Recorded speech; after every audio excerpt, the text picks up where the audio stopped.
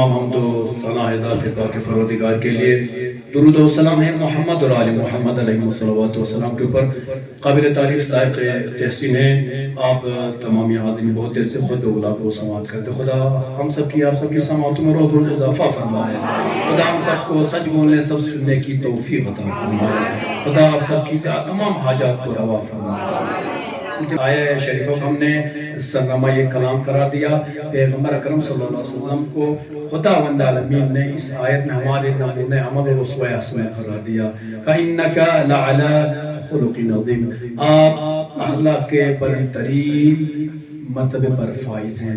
عزیزان گرامی، ایک مسلمان جو پیغمبر کو فالو کرتا ہے، پیغمبر اکرم صلی اللہ علیہ وسلم کی سیرت پر عمل کرتا ہے، یقیناً وہ اچھا مسلمان ہو سکتا ہے۔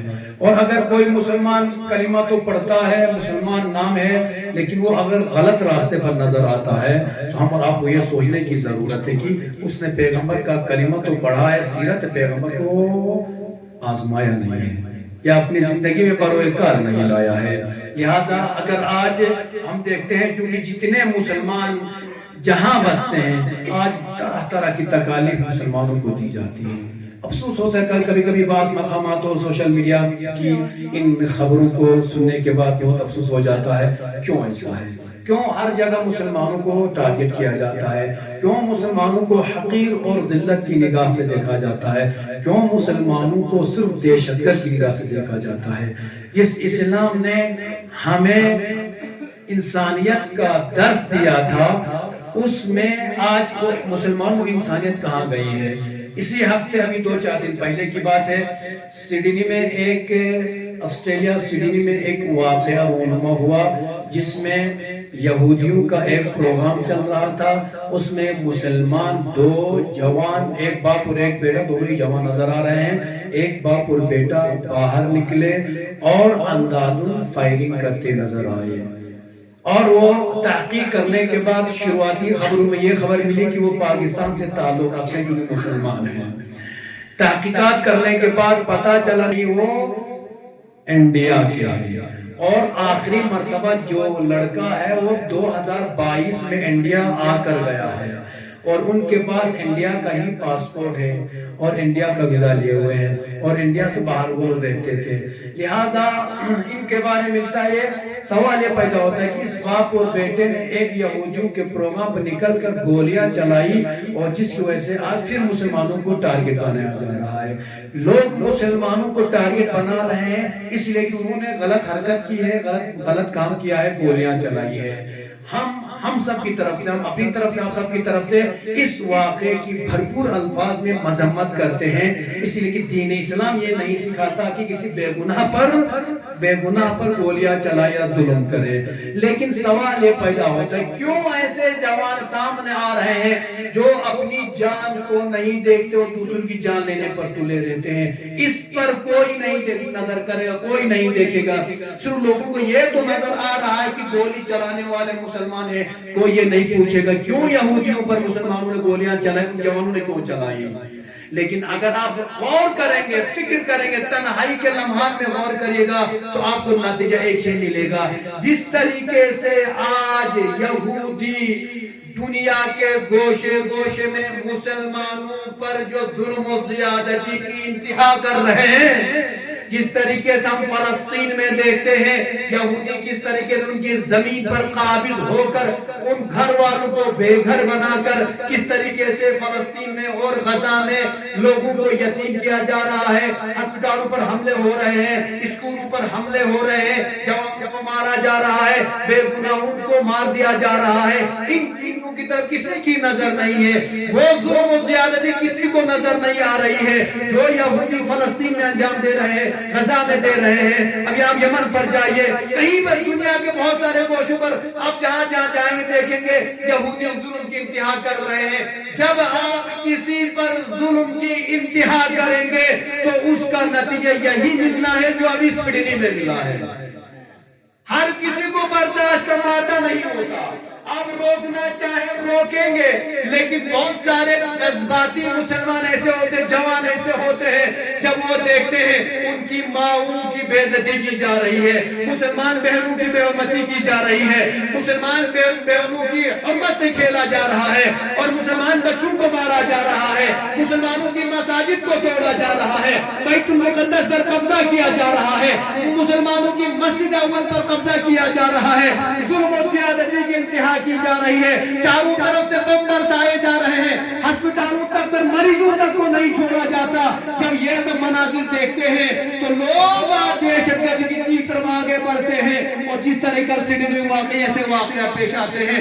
لہذا ہماری التماس جوانوں سے ہے، یہ اسلام کا راستہ نہیں ہے، آپ کے جذبات کا راستہ ہو سکتا ہے، آپ اپنے جذبات کے میں بہ کر آپ اس طرف چلے گئے ہیں، لیکن یہ اچھا راستہ نہیں ہے۔ اسلام امن و شانتی کا درس دیتا ہے، لہذا اتحاد کے ساتھ رہیے۔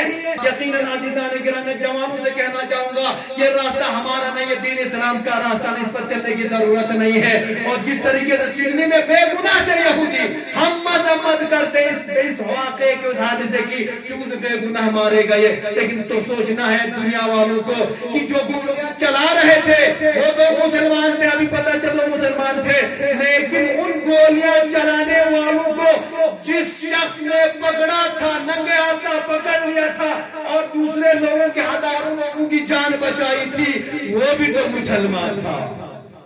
جان لینے والے مسلمان لوگوں کو نظر آیا، دنیا والوں کو جان بچا لینے والا احمد الحمد نام کا مسلمان نظر نہ آیا۔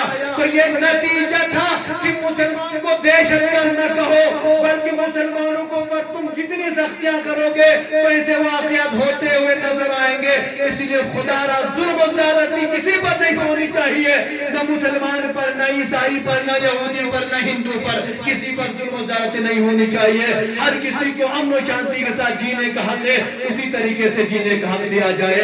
اور ایک واقعہ جو آج ہم نے دیکھا 2 دن پہلے، ایک مسلمان بہن جو نصرت پروین کے نام سے ایک ڈاکٹر اپنا لیٹر لینے کے لیے سی ایم کے پاس گئی تھی، یہ بہار کا واقعہ ہے، سب نے سوشل میڈیا میں دیکھا، اور اس میں ہم نے کیا دیکھا، ایک مسلمان بیٹی نقاب پوش کر ڈاکٹری فائز کر چکی ہے، ایک ڈاکٹر خاتون گئی ہے، وہ اپنا لیٹر لینے کے لیے گئی، اتنے میں ہم کیا تصور کر سکتے ہیں، ایک سی ایم جو اس حد تک گزر گیا کہ اس مسلمان بچی کے سب کے سامنے چہرے سے نقاب کو اپنے ہاتھ سے اتار دیتا ہے۔ لہذا اس واقعے کے ہم بھرپور الفاظ میں مذمت کرتے ہیں اور حکومت وقت سے التماس کرتے ہیں اس کی سخت سے سخت کارروائی ہونی چاہیے۔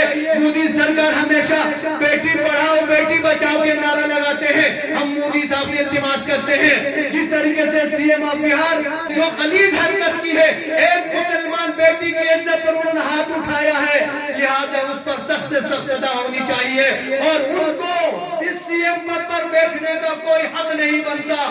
جب دنیا کی نظروں کے سامنے آپ ایسی بے حرمتیاں کرتے نظر آئیں گے، ایسے غلط کام نظر کرتے نظر آئیں گے، تو کس طریقے سے واقعات رونما ہوتے نظر آئیں گے۔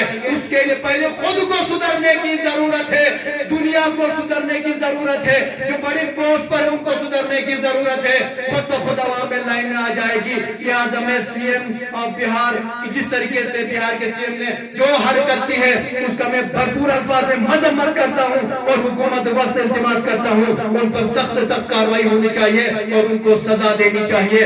باہر اگر کوئی ماں بہن بیٹی پر ہاتھ لگاتا ہے، ناموس پر ہاتھ لگا دیتا ہے تو جیل میں ڈالا جاتا ہے، عدالت کے کٹہرے میں کھڑا کر دیا جاتا ہے۔ ایک سی ایم جو بڑے پد پر ہے، اتنے لوگوں کے ہزاروں لوگوں کے سامنے اس بیٹی کی عزت پر ہاتھ اٹھا رہا ہے۔ آج حکومت خاموشی ہے، اس کے باوجود بھی یو پی کے کچھ بی جے پی کے نیتاؤں نے بیان دیا جو اس سے بھی زیادہ ملامت اور مذمت کے لائق ہے، کہا انہوں نے صرف نقاب کو ہٹایا ہے، اس کی باڈی پر ٹچ تھوڑی نہ کیا۔ ہم مذمت کرتے ہیں ایسے نیتاؤں کی جو اس طریقے سے غلط بیانی سے غلط چیزوں کو روکنے کے بجائے پروموٹ کر رہے ہیں۔ لہذا ہم آپ سے کہیں گے انشاءاللہ ہمیشہ اپنی ماں بہن بیٹیوں کی عزت کا خیال آپ رکھیں گے، آپ محافظ بن جائیے۔ لہذا خود اپنی بہنوں کے باڈی گارڈ بن جائیے، اپنی ناموس کی عزت کا خیال رکھنا خود سیکھیے۔ دین اسلام سکھاتا ہے ناموس کی عفت اور عزت کا خیال رکھنا ہر مسلمان پر واجب ہے۔ اگر ناموس کی عزت تک بات آ جاتی ہے تو وہاں پر آپ کے اوپر جنگ و جدال واجب ہو جاتا ہے۔ لہذا ناموس کی عزت کا خیال رکھنا ہم سب کی ذمہ داری ہے۔ لہذا اپنی ناموس کو زیادہ ان چیزوں سے دور بھیجنے سے اجتناب کریے۔ لہذا میں اپنی بات کو تمام کر دیتا ہوں، وقت ختم ہو رہا ہے۔ خدایا بحق محمد وآل محمد ہماری بہن بیٹیاں جہاں بھی رہتی ہیں، خدا ان کی ناموس کی عزت کی حفاظت فرما۔ خدایا ہمارے دیش ہندوستان میں جس طرح واقعات پیش آ رہے ہیں، خدایا ہمارے دیش ہندوستان کی حفاظت فرما۔ خدا ہمارا دیش ہندوستان جس امن و شانتی کے لیے جانا جاتا تھا، آج اس میں امن و شانتی کم نظر آ رہی ہے۔ لہذا خدایا ہمارے ملک ہندوستان امن و شانتی عطا فرما۔ خدایا ہمارے دیش ہندوستان میں اپنی نظر کرم قائم و دائم فرما۔ خدایا ہم سب کو سیرت پیغمبر پر عمل کرنے کی توفیق عطا فرما۔